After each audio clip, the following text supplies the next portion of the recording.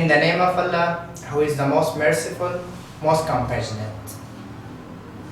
This is Hasibullah Jawad, teacher of International Muslim Educational Foundation. Welcome to Prime 1 class. Lesson 1, Pronoun. ترتولو د مخه موږ ضمیر پیژنو ضمیر تعریفو تخته کې لیکل شوی pronoun is a word which is used instead of noun and avoid from its repetition. ضمیر هغه کلمه ده چې د نوم پر ځای استعمالیږي او د هغه د تکرار څخه مخنیوی کوي. یعنی د ضمیر وظیفه په جمله کې همدا ده چې د نوم پر ځای استعمالیږي او نه پرېږدي چې د دوهم ځل لپاره نوم په جمله کې تکرار شي. راځو یو مثال لیکو.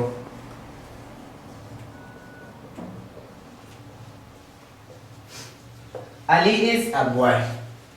په دې مثال کې موږ سره نوم علي ده. اوس که چیرې موږ دغه جملې ته ادامه ورکړو د دوهم ځل لپاره ضرورت نشته چې په جمله کې د علي نوم تکرار شي. یعنی د ضمیر وظیفه همدا ده چې د دغه علي د نوم تکرار مخنیوی وشي. او دا چې په کوم ضمیر سره کیږي په وروستیو درسونو کې راځي، تاسو به وګورئ چې د هر نوم لپاره ځانګړی ضمیر شته. فی الحال د علي نوم یو نارینه نوم دی، یو مذکر نوم ده او دا یو مفرد اسم ده. د دې لپاره موږ هی ضمیر استفاده کوو. نو موږ ویلی شو چې he is a student. هغه یو زده کوونکی ده. د علي پر ځای موږ د هی ضمیر وکاروه.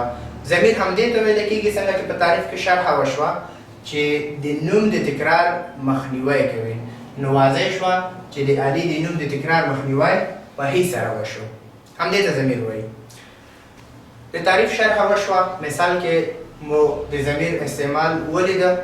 په ټوله کې موږ اوس وایو چې ضمیرونه په 9 برخو ویشل شوي. Pronouns are divided into 9 parts چې د هغې له جملې څخه لومړنۍ برخه یې personal pronouns نومېږي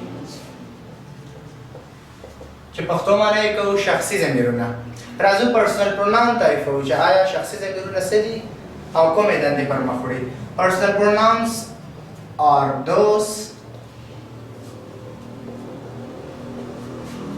which are used instead of person, place or thing. شخصي ضمیرونه هغه ضمیرونه دي چې د اشخاصو، ځایونو او اشیاو پر ځای استعمالیږي.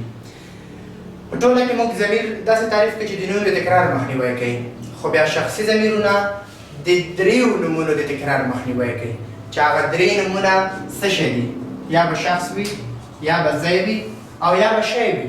نو موږ ویلی شو چې شخصي ضمیرونه هغه ضمیرونه دي چې د اشخاصو، ځایونو او د شیانو د نومونو د تکرار مخنیوی کوي. شخصي ضمیرونه په 2 برخو ویشل شوي. Personal pronouns are divided into 2 parts. First one, subject pronouns.